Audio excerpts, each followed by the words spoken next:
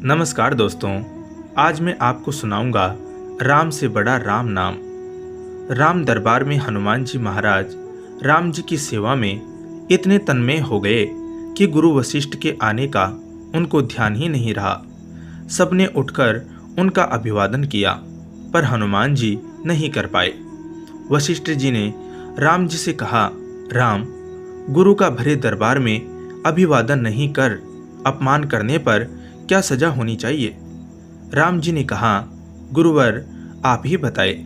वशिष्ठ जी ने कहा, मृत्युदंड। राम जी ने कहा, स्वीकार है। तब राम जी ने कहा, गुरुदेव आप बताए कि यह अपराध किसने किया है? बता दूंगा, पर राम वह तुम्हारा इतना प्रिय है कि तुम अपने आप को सजा दे दोगे पर उसको नहीं दे पाओगे। राम जी ने कहा, गुरुदेव राम के लिए सब समान हैं। मैंने सीता जैसी पत्नी का सहर्ष त्याग धर्म के लिए कर दिया, तो भी आप संशय कर रहे हैं? नहीं राम, मुझे तुम्हारे पर संशय नहीं है, पर मुझे दंड के परिपूर्ण होने पर संशय है। अतः यदि तुम यह विश्वास दिलाते हो कि तुम स्वयं उसे मृत्युदंड अपने अमोघ बाण से दोगे, तो ही मैं अपराधी का नाम और अपराध बताऊंगा। राम जी ने पुनः अपना संकल्प व्यक्त कर दिया। तब वशिष्ठ जी ने बताया, यह अपराध हनुमान जी ने किया है। हनुमान जी ने स्वीकार कर लिया। तब दरबार में राम जी ने घोषणा की कि कल सायंकाल सरयू के तट पर हनुमान जी को मैं स्वयं अपने अमोघ बाण से मृत्युदंड दूंगा।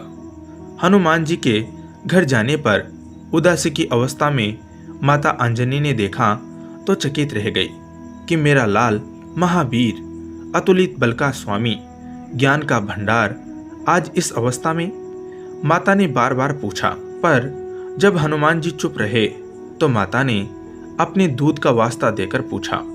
तब हनुमान जी ने बताया कि यह प्रकरण हुआ है अनजाने में। माता, आप जानती हैं कि हनुमान को संपूर्ण ब्रह्मांड में कोई नहीं मार सकता, पर भगवान राम के अमोघ बाण से भी कोई नहीं बच सकता। तब माता ने कहा, हनुमान, मैंने भगवान शंकर से राम मंत्र नाम प्राप्त किया था और तुम्हें भी जन्म के साथ ही यह नाम घुट्टी में पिलाया, जिसके प्रताप से तुमने बचपन में ही सूर्य को फल समझ मुख में ले लिया। उस राम नाम के होते हुए कोई भी तुम्हारा बाल भी बांका नहीं कर सकता, चाहे वह राम स्वयं भी हो। राम नाम की शक्ति के सामने राम की शक्ति और राम के अमोघ शक्ति बाण की शक्तियां महत्वहीन हो जाएगी। जाओ मेरे लाल, अभी से सरयू के तट पर जाकर राम नाम का उच्चारण करना आरंभ कर दो। माता के चरण छूकर हनुमान जी सरयू किनारे राम राम रटने लगे। सायंकाल राम अपने संपूर्ण दरबार सहित सरयू तट आए। सबको कौतूहल था कि क्या राम हनुमान को सजा देंगे, पर जब राम जी के बार बार अपने महान शक्तिधारी अमोघ शक्ति बाण चलाने पर हनुमान जी के ऊपर उसका कोई असर नहीं हुआ, तो गुरु वशिष्ठ जी ने शंका बताई।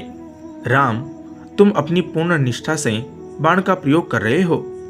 तो राम जी ने कहा, हाँ गुरुदेव, मैं गुरु के प्रति अपराध की सजा देने को अपने बाण चला रहा हूँ। उसमें किसी भी प्रकार की चतुराई करके मैं कैसे वही अपराध कर सकता हूँ? तो तुम्हारे बाण अपना कार्य क्यों नहीं कर रहे हैं? तब राम जी ने कहा, गुरुदेव, हनुमान राम राम की अखंड रट लगाए हुए हैं। मेरी शक्तियों का अस्तित्व राम नाम के प्रताप के समक्ष महत्वहीन हो रहा है। इसमें मेरा कोई भी प्रयास सफल नहीं हो रहा है। आप ही बताइए गुरुदेव, मैं क्या करूं?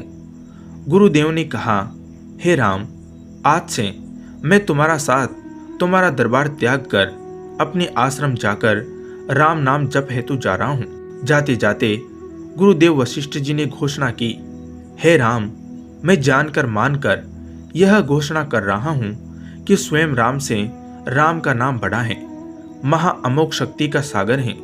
जो कोई जपेगा, लिखेगा, मनन करेगा, उसकी लोक कामना पूर्ति होते हुए भी वह मोक्ष का भागी होगा।